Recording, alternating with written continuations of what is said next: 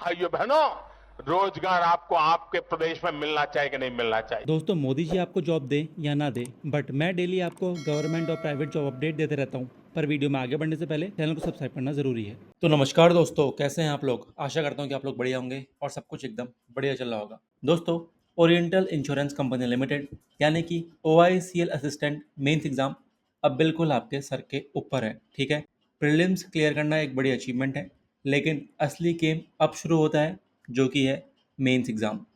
Mains exam में ना सिर्फ आपकी नॉलेज नहीं, बल्कि स्मार्ट स्ट्रेटजी, एक्यूरेसी और स्पीड मैटर करती है। और अगर आपने आज की इस वीडियो को एंड तक ध्यान से सुना, तो आपको एक कंप्लीट रोड मैप मिल जाएगा, जिसमें reasoning, English, quants, general awareness और कंप्यूटर नॉलेज की स्ट्रेटजी कवर होगी। साथ में मैं एक डेली रूटीन भी दूंगा, जिससे आप अपना दिन स्ट्रक्चर कर पाओगे। ठीक है, तो चलिए बिना टाइम वेस्ट किए शुरू करते हैं। दोस्तों, सबसे पहले समझते हैं एग्जाम पैटर्न और ओवरव्यू। तो रीजनिंग में 40 क्वेश्चन आएंगे 50 मार्क्स के। इंग्लिश लैंग्वेज में 40 क्वेश्चन आएंगे 50 मार्क्स के। क्वांटिटेटिव एप्टीट्यूड में भी 40 क्वेश्चन आएंगे 50 मार्क्स के। जनरल अवेयरनेस में 40 क्वेश्चन 50 मार्क्स के। और कंप्यूटर नॉलेज में 40 क्वेश्चन 50 मार्क्स के।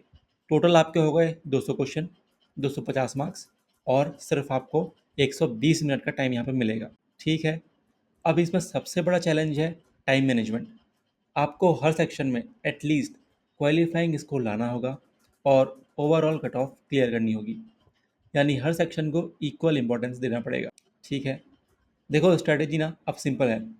इजी क्वेश्चंस पहले अटेम्प्ट करेंगे, टफ को स्किप करेंगे, और एग्ज़ाम में टाइम वेस्ट बिल्कुल भी नहीं करेंगे। ठीक हो गया, तो सबसे पहले मूव ऑन करते हैं हमारी रीजनिंग एबिलिटी के ऊपर। ये सेक्शन ना मेंस एग्जाम का गेम चेंजर है। यहाँ पे सबसे पहले आता है पजल एंड सिटिंग अरेंजमेंट। ये ना सबसे मैक्सिमम मार्क्स ले जाते हैं पजल और सिटिंग अरेंजमेंट। आपको लीनियर, सर्कुलर, फ्लोर बेस्ड उसको डेली प्रैक्टिस करना पड़ेगा। रोज़ कम से कम 2 प्रैक्टिस, 2 पजल सॉल्व करो, चाहे बेसिक से मॉडरेट क्यों ना हो, लेकिन वो मेंस ही होनी चाहिए। ठीक है, जिसमें मतलब वेरिएबल थोड़े ज़्यादा हो, 2 3 वेरिएबल हो, बेसिक हो, सिंपल हो। इसमें आप वीडियो लेक्चर शुरू में एक काम करो, वीडियो लेक्चर देखो। ठीक है, 5 से 7 दिन वीडियो लेक्चर पे दो, और उसके बाद PDF उठाना शुरू करो, उससे क्वेश्चन टाइमर लगाना शुरू करो, या फिर कोई मॉक ले लो।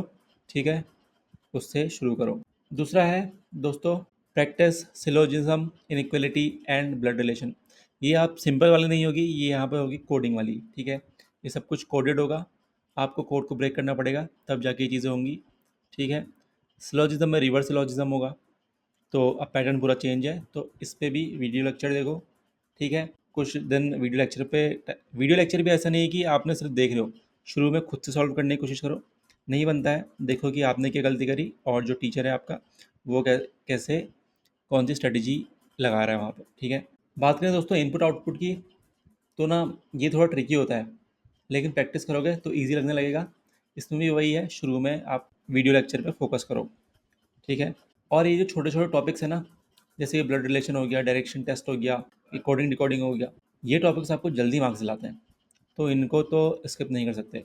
अब एग्ज़ाम टाइम के लिए ना एक रूल फॉलो करो। पज़ल पर 7 से 8 मिनट से ज़्यादा बिल्कुल भी टाइम नहीं देंगे। ठीक है, अगर नहीं बन रहा है तो स्किप करो और आगे बढ़ो, लेकिन उसकी जो जो चीज़ें हैं ना, जो जो मतलब हिंट्स पॉइंट्स वहाँ पे दिए हुए हैं पज़ल में, उसको नोट कर लो, और अच्छे से नोट करना, ताकि कोई डिफ़िकल्टी ना हो जब आप उसको बाद में दोबारा आके अटेम्प्ट करोगे। ठीक है, तो सबसे पहले ईजी स्कोरिंग और छोटे छोटे टॉपिक्स हम कर लेंगे, उसके बाद हम दोबारा से उस पज़ल पे आएंगे अगर वो नहीं बन रही होगी तो। ठीक हो गया, डेली प्रैक्टिस आपको इसे करनी है, और वीकली 2 मॉक्स आपको देने ही देने हैं। ठीक हो गया, मूव ऑन करें हमारे नेक्स्ट, जो कि है इंग्लिश लैंग्वेज स्ट्रेटजी। तो दोस्तों, यहाँ पे ना स्टूडेंट्स का कॉन्फिडेंस थोड़ा सा कम हो जाता है, लेकिन सच बताऊँ तो ये सेक्शन आपको बहुत आगे निकाल सकता है, अगर सही तरीके से अप्रोच किया जाए। क्योंकि यार इसमें कुछ ज़्यादा उतना हमें टाइम नहीं लगाना है, जैसे रीजनिंग में लगेगा। ठीक है, बहुत दिमाग लगा के हमें सॉल्व करना पड़ेगा, या फिर क्वांट्स में। ठीक है, तो इसमें compare to quants and reasoning आप थोड़ा ज़्यादा और अच्छा एक्यूरेसी के साथ अटेम्प्ट कर सकते हो, अगर आपने पढ़ाई अच्छी करी है तो सबसे पहले बात करें रीडिंग कॉम्प्रहेंशन की। इसमें हमेशा अच्छे क्वेश्चन आते हैं। ठीक है, ज़्यादा क्वेश्चन RC से ही आएंगे। RC के लिए हैबिट बनाओ कि डेली इंग्लिश न्यूज़पेपर आप पढ़ो, specially the Hindu editorial. RC में टाइम वेस्ट मत करो, जो कि घुमा फिरा के आ रहे हैं आपसे क्वेश्चन पूछ रहे हैं। पहले डायरेक्ट वोकैब वाले क्वेश्चन करो, जैसे कि उसमें से बोला जाएगा कि डायरेक्टली इसका मतलब क्या है, या फिर आपका सिनोनिम एंटोनिम आ जाएगा, वो चीज़ें पहले कर लो।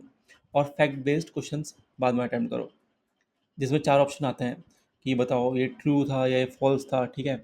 ये वाले क्वेश्चन में हमें बात के लिए करना है, क्योंकि उसमें 4 ऑप्शन देगा, आपको 4 के 4 पढ़ने पड़ेंगे, तो उसमें टाइम वेस्ट होता है। फिर आता है हमारा क्लोज टेस्ट भी अच्छे मार्क्स ले जाता है। और वोकेबुलरी, इसमें वोकेबुलरी और ग्रामर दोनों का ही टेस्ट होता है, ठीक है। फिर बात करें एरर डिटेक्शन और सेंटेंस इंप्रूवमेंट की, तो ये ग्रामर के क्वेश्चन होते हैं। इसमें आपको parts of speech, tenses, subject verb agreement, इसको स्ट्रांगली रिवाइज करना होगा। एरर डिटेक्शन मतलब जितना रिवीजन करो रिवीजन करो रिवीजन करो बस। अभी तक तो आपने मेन मेन चीज़ें पढ़ी ली होंगी और नोट्स भी बनाई लिए होंगे, तो उसका रिवीजन करते रहो, उसी में से क्वेश्चन फंस सकते हैं, मैक्सिमम चांसेस है। बात करें पैराजम्बल्स की, ये भी अच्छा खासा आएगा आपका, ठीक है। तो इसमें आपको बस लॉजिकल फ्लो समझना है, और ये एग्जाम्स में स्कोरिंग होता ही होता है, तो यार इसकी डेली प्रैक्टिस करो, ठीक है। वीडियो लेक्चर से कर लो या फिर कोई मॉक दे लो या कोई पीडीएफ उठा लो, लेकिन पैराजम्बल्स भी करना ही करना है, ये भी इंपॉर्टेंट है। तो बात करें अटेम्प्ट ऑर्डर की, तो यह ग्रामर एंड वोकैब हम पहले करेंगे। आरसी को कुछ कुछ चीज़ें जैसे एंटोनिम सिनोनिम बन रहा है तो पहले कर लेंगे, लेकिन लास्ट में छोड़ देंगे बाकी चीज़ों को, ठीक हो गया। तो अब टिप ये है कि एग्ज़ाम में पहले ग्रामर और वोकैब वाले छोटे क्वेश्चंस करने हैं, और आरसी को एंड में टैकल करना है। ऐसे आपके एक्यूरेसी और टाइम दोनों बचेंगे। और यार इसमें बहुत से ऐसे भी होते हैं, जैसे कि मैच द कॉलम्स हो गया, अगर ऐसे क्वेश्चन आ रहे हैं तो इसमें तो ईजिली बन जाता है ये चीज़ें, ठीक है। तो आपको आइडेंटिफाई करना है बस, और टिक लगाते रहना है। बात करें नेक्स्ट सेक्शन की, जो कि है क्वान्टिटेटिव एप्टीट्यूड। ये ना बहुत सारे स्टूडेंट्स की प्रॉब्लम है, और फियरिंग भी काफ़ी लगता है लोगों को, लेकिन स्मार्ट स्ट्रेटजी से ये भी स्कोरिंग बन सकता है। देखो, ओआईसी असिस्टेंट का है, ज़्यादा टफ तो उतना आएगा नहीं, जितना ही कंपेयर करें अगर हम आईबीपीएस पीओ का मेंस या फिर किसी आरआरबी का मेंस, आरआरबी पीओ का मेंस, ठीक है। बैंकिंग के अगर मेंस से कंपेयर करें तो उससे भी लो का लेवल आएगा, ठीक है, थोड़ा कम का। तो सिंप्लीफिकेशन, अप्रोक्सीमेशन, डायरेक्ट क्वेश्चन भी यहाँ पे पूछ सकता है, ठीक है, ज़्यादा घुमा फिरा के नहीं पूछेगा, ईजी भी आ सकते हैं। तो इसकी भी डेली प्रैक्टिस तो करनी करनी है, क्योंकि स्पीड डेवलप करनी है हमें। नंबर सीरीज भी डायरेक्ट पूछ सकता है या फिर घुमा फिरा के पूछ सकता है। ज़्यादा उम्मीद है कि मिसिंग वाली पूछेगा, ठीक है। तो रोज़ कम से कम 10 सीरीज़ की प्रैक्टिस कर लो इसकी भी। डीआई ये तो रोज़ की हमारी हैबिट में होना ही चाहिए। Table DI, bar graph, line graph, caselet, pie chart, ठीक है, सबको कवर करो। डेली 2-2 सेटअप लगा सकते हो, ठीक है। और बात करें अरिथमेटिक वर्ड प्रॉब्लम्स की, तो यार ये टॉपिक्स ना मेन लेवल पे आके ट्रिकी बन जाते हैं, लेकिन अगर रेगुलर प्रैक्टिस आपने की है तो ये भी स्कोरिंग होते हैं। अब इस मेन में चीज़ जो कि आती ही आती हैं वो है SICI, profit and loss, time and work, speed and distance, ठीक है, रेशियो, प्रोबेबिलिटी ज़्यादा देखी जाती है, इसमें क्वेश्चन तो आएगा ही आएगा प्रोबेबिलिटी का। मेंसुरेशन हो गया आपका, ठीक है, और पीएनसी हो गया। तो ये चीज़ें कुछ ऐसे हैं जो कि कंपैरेटिवली बाकी अरिथमेटिक वर्ड प्रॉब्लम से ईजियर होते हैं। तो कुछ कुछ ऐसी चीज़ें देख लो जो आप वर्ड प्रॉब्लम में जिसमें आपकी स्ट्रॉन्ग कमांड हो, और उनको प्रैक्टिस करना शुरू करो। अब एग्जाम में इसकी स्ट्रेटेजी सिंपल रखो, पहले सिंप्लीफिकेशन, अप्रोक्सीमेशन और सीरीज वगैरह कर लो जिससे आपको ज़्यादा नंबर आए। उसके बाद डीआई सॉल्व करो, अरिथमेटिक को लास्ट के लिए छोड़ दो। ये ऑर्डर आपके अटेम्प्ट्स को सेव बनाता है और कट ऑफ क्लियर में ईजिली हेल्प करता है। बात करें नेक्स्ट सेक्शन की, जो कि है जनरल अवेयरनेस स्ट्रेटजी। तो सच बताओ ना, तो जीए ही वो सेक्शन है जो टॉपर और एवरेज कैंडिडेट में सबसे बड़ा डिफरेंस क्रिएट करता है। अगर आपने ये रिवाइज कर लेना अच्छे से, घुट्टी की तरह घोल के पी गए, तो आपने इसमें 40 से 40 भी अटेम्प्ट कर सकते हो, यकीन मानो, 40 से 40। और यही आपका मॉक्स सॉरी यही आपका जो मेंस का रिजल्ट है ना, ये सबसे ज़्यादा इंप्रूव करेगा, ये और कंप्यूटर सेक्शन, क्योंकि इसमें सिर्फ और सिर्फ आपको रिवीजन चाहिए, नया कुछ नहीं पढ़ना है। 4 से 5 महीने में अभी तक आप नोट्स बना ही रहोगे, अगर आप किसी और एग्ज़ाम की प्रिपरेशन कर रहे थे तो। नहीं कर रहे थे तो 4 से 5 महीने का एक डायरी लो या फिर नोटबुक लो, तो उसमें लिखना शुरू करो। वीडियो लेक्चर कर लो, किसी प्लेलिस्ट उठा लो, या फिर पीडीएफ से कर लो, जो आपका मन हो, ठीक है।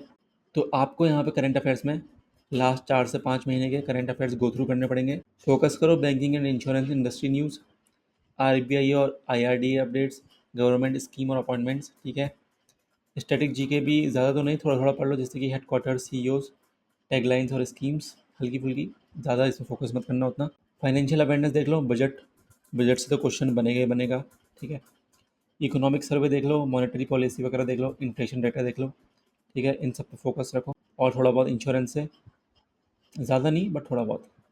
देखो, डेली रूटीन में जीए को एक फिक्स टाइम दो, रोज़ के 20 से 25 क्वेश्चन एमसीक्यू के प्रैक्टिस करो, और वीकेंड पे एक कंप्लीट जीए क्विज लगा लो, बहुत ज़्यादा बेनिफिशियल देगा, ठीक है। याद रखो, जीए एक ऐसा सेक्शन है जिसमें एक ही सिटिंग में आप 40 के 40 मार्क्स ला सकते हो। बस रिवीजन स्ट्रांग होना चाहिए। मूव ऑन करें नेक्स्ट सेक्शन में, जो कि है कंप्यूटर नॉलेज स्ट्रेटजी। तो कंप्यूटर सेक्शन को स्टूडेंट्स हल्के में लेते हैं, लेकिन सच ये है कि ये आपको अगर आ गया तो श्योर शॉट 40 मार्क्स दिला सकता है। तो अगर आप अच्छे से जी और कंप्यूटर कर लेते हो तो आप बाकी बच्चों से बहुत ज़्यादा आगे निकल जाओगे। अब इसमें टॉपिक्स जो कवर करने हैं वो है एमएस ऑफिस के बेसिक्स, जैसे कि word, Excel, PowerPoint, internet and networking, shortcut keys हो गई, ठीक है, डेटाबेस और डीबीएमएस के बेसिक्स हो गए, साइबर सिक्योरिटी, वायरसेस और फायरवॉल्स हो गई, ईमेल प्रोटोकॉल्स हो गए जैसे कि एसएमटीपी, पीओपी3 और आईमैप। इसके लिए यार एक प्लेलिस्ट फॉलो कर लो कोई भी यूट्यूब में देख के किसी भी टीचर की, और उसको राइट कर लो एक नोटबुक में, और उसको रिवाइज लगाते रहो। और एमसीक्यूज वगैरह उसकी भी एक प्लेलिस्ट देख लो, उसको भी रिवाइज करते रहो। यहाँ पे रट्टा मार लर्निंग काफ़ी ज़्यादा काम आती है। एक अच्छी एमसीक्यू बुकलेट ले लो, ठीक है, बुकलेट का पीडीएफ ले लो, ठीक है, सिंपल सी पीडीएफ डाउनलोड करो और उसके 500 से 600 क्वेश्चन 2-3 बार रिवाइज कर लो। एग्ज़ाम में ये सेक्शन आपको बहुत काम आने वाला है, ठीक है, आपकी कट ऑफ को क्लियर करने में। अब बात करें डेली स्टडी रूटीन की, तो मैं आपको एक डेली स्टडी रूटीन बताता हूँ जो वर्किंग एस्पिरेंट्स और फुल टाइम एस्पिरेंट्स दोनों के लिए काम करेगा। इसको देखो आप अपने अकॉर्डिंग भी मॉडिफाई कर सकते हो। मैं एक बेसिक सा आपको ओवरव्यू दे दे रहा हूँ। गाइडेंस, मॉर्निंग में 1 घंटा आपको निकालना है करंट अफेयर्स और एडिटोरियल रीडिंग के लिए, ठीक है। और यार आप ना मॉर्निंग में एक चीज़ और करा करो, जैसे कि टेबल्स लिखा करो, और ठीक है, और स्क्वायर्स, क्यूब्स, ये सब भी एक नोटबुक में डेली लिखा करो, ठीक है, इससे आपकी स्पीड तेज होगी क्वांट्स में। बात करें आफ्टरनून और इवनिंग की, 2 से 3 घंटे आपको रीजनिंग करनी है और क्वांट्स, ठीक है, डीआई और अरिथमेटिक क्वांट्स में करो, और पजल और मिसलेनियस प्रैक्टिस रीजनिंग की करो। रात में सोने से पहले कंप्यूटर नॉलेज और जीए का रिवीजन कर लो, और यार एरर डिटेक्शन इंग्लिश में उसके लिए भी टाइम निकालो, ठीक है, भले एक वीडियो लेक्चर देखो लेकिन उसके लिए भी टाइम निकालना ज़रूरी है। बात करें वीकली, तो एटलीस्ट 2 से 3 या फिर मिनिमम 2 फुल लेंथ मॉक्स दो, और उनका एनालिसिस ज़रूर करो। एनालिसिस यहाँ पे इंपॉर्टेंट है। एनालिसिस में आप अपनी गलतियाँ पकड़ पाओगे और उसको अवॉइड कर पाओगे। एक चीज़ याद रखो, मॉक टेस्ट बिना एनालिसिस के टाइम वेस्ट है।